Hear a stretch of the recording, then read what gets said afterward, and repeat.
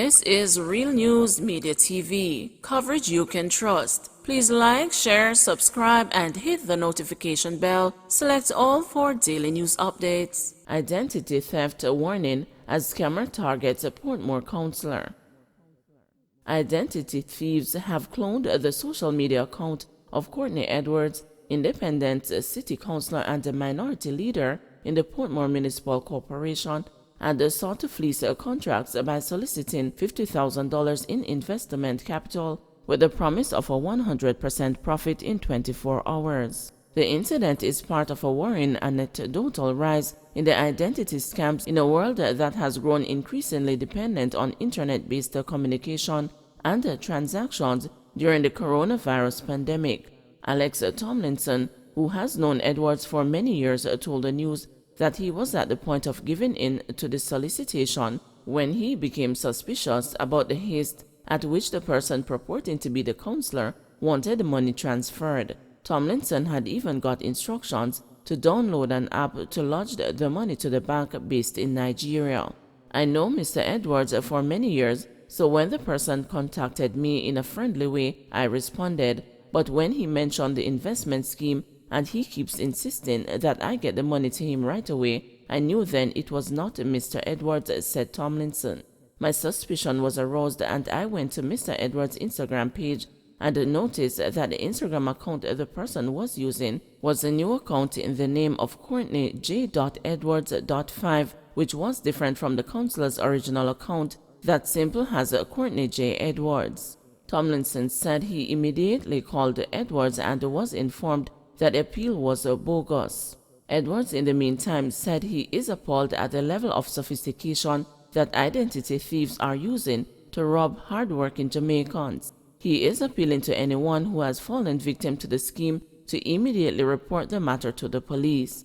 Another independent city resident, Andre Dawkins, said he was also a victim of the scam but caught on to the scheme and refused to send the money that had been requested. A spokesman at the Counterterrorism and Organized Crime Investigations Branch, who requested anonymity, said that while criminals were finding innovative ways to scam influential people, there were little the agency could do until victims come forward and to make reports. Juveniles not being taught as teachers shun correctional facilities due to low pay. The continued education of juveniles in correctional facilities is being severely hampered by a shortage of teachers. Of 48 teachers posts, 30 are vacant. These shortcomings were highlighted in the Juvenile Services Report from the DCS, which was recently tabled in the Parliament. Programs delivered by the DCS include academic, vocational, and life skills. The academic program is administered by civilian staff trained and certified at the Bachelor of Science level. There is a high attrition rate among teachers, and the vacant posts remain unfilled for long periods. It is difficult to recruit teachers due to disparity in salary and benefits between the DCS and the public schools. Salary and allowances are paid at the diploma level, although teachers have first degrees. Teachers in public schools benefit from midterm breaks, Christmas, Easter, and long-term holidays, the report stated. It said there is no established structure to facilitate upward mobility for teachers, and the teachers in the DCS do not benefit from the Ministry of Education and the Youth's training development programs, workshops, and seminars. There is limited or no supervision to ensure that lesson plans, timetables, and the maintenance of attendance registers are done in accordance with the standards of the MOEY, and the MOEY does not provide oversight of the system in the DCS, it said. Despite the challenges, over the last 5 years, an average of 15 children sat the CSEC, obtaining 50% passes in 1 to 4 subjects, the report added. It said the main challenge with the vocational offerings is that the Hard Trust NSTA certification for the various workshops is not forthcoming due to resource constraints and difficulty meeting some requirements.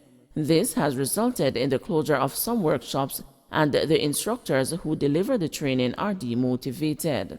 It has been recommended that the MOEY assumes the full responsibility for delivering the education program in the juvenile correctional facilities. It should recruit and remunerate the teachers, including specialist teachers. This will resolve the issue relating to pay and the benefits and will present the opportunity for the children to benefit from specialist intervention. MOEY should also supervise and monitor the work of the teachers, thus removing the responsibility from DCS, while DCS, on the other hand, will provide the physical environment to facilitate teaching and learning. It may be easier to reintegrate the children into the public school system upon discharge from DCS, as the teachers themselves could make the recommendations to have them returned, said the report. Call center workers complain of slavery-like working environment and unfair treatment.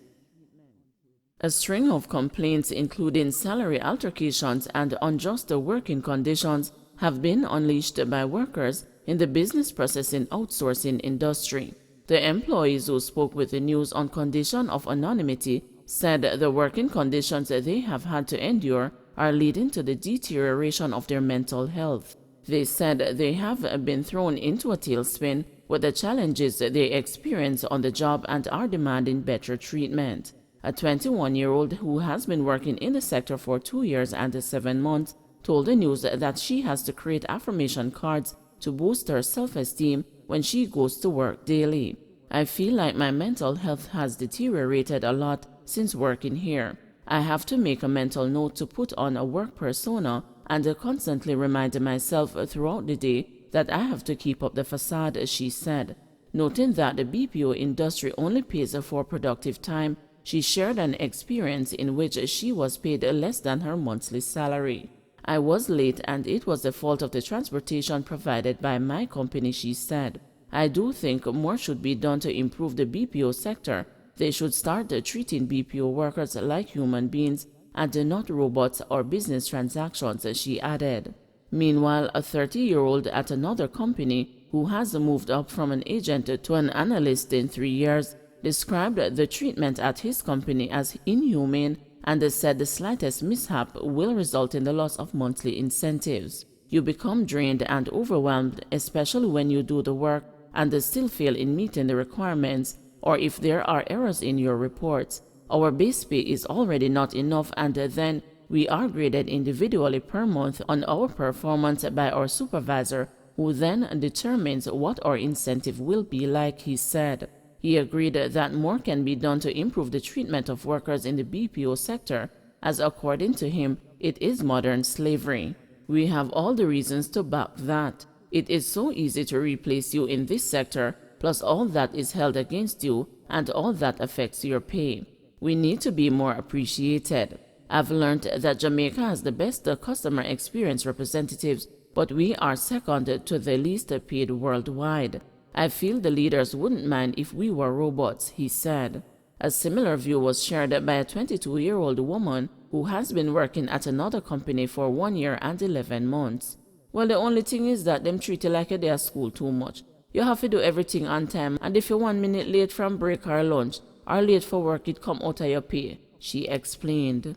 Some call center workers have even taken to social media platforms, such as Instagram, to air their concerns. I have a 10-hour shift with no break and no lunch, cause they say all hands on deck, one worker posted. You earn 1 sick day every 22 days, but when you actually get sick, they don't pay for it, said another worker. Added another worker, it's like they come with a new pay structure every week to take away your money. When asked why they haven't sought different employment opportunities, some call center workers explained that other jobs barely pay more than $60,000, which they receive monthly as agents. Others indicated that the industry offers good salaries at the managerial and operational levels. However, attorney at law Kadria Folks blasted call center employers for the treatment described by the employees. She said that they ought to be more cognizant of factors that can affect the mental health of the workers and that this state of affairs can lead to diminishing returns.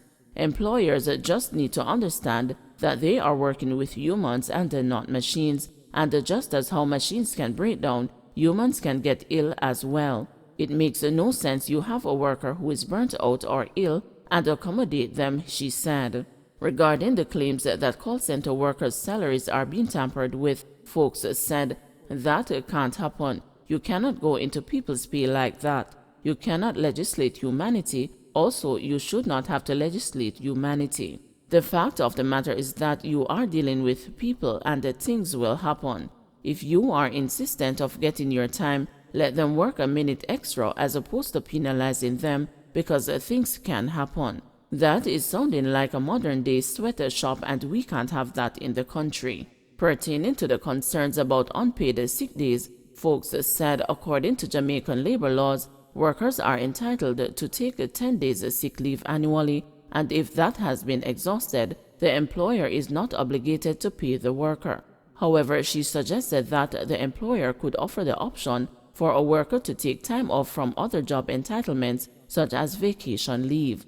So they are not breaking any laws by saying that they are not going to be paid after the 10 days sick days are used, but they should at least present the option, because not everybody can afford to not be at work one day and not get paid. A more reasonable approach would be to allow the worker to take off that time from work against the other entitlements, for instance, vacation leave.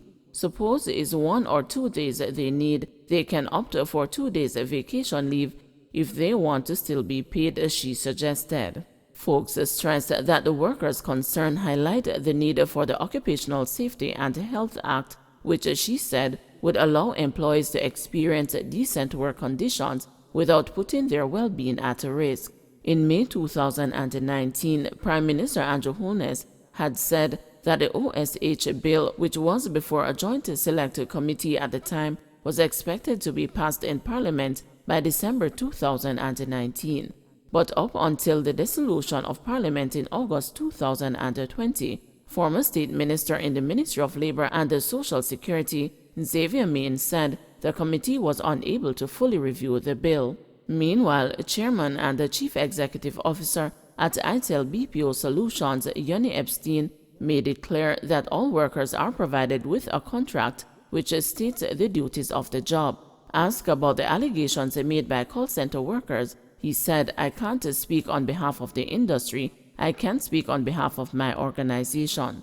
All of our employees have employment letters that clearly state the guidelines of their employment. If somebody is late for work and you clock in late, you are only paid for the hours that you are actually at work. And if you leave work early, you don't get paid for the hours that you are not at work."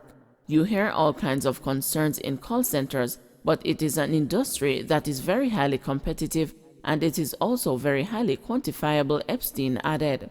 Epstein, however, agreed with folks that employees should be allowed to work overtime after completing shifts if they are late, based on the volume of work needed.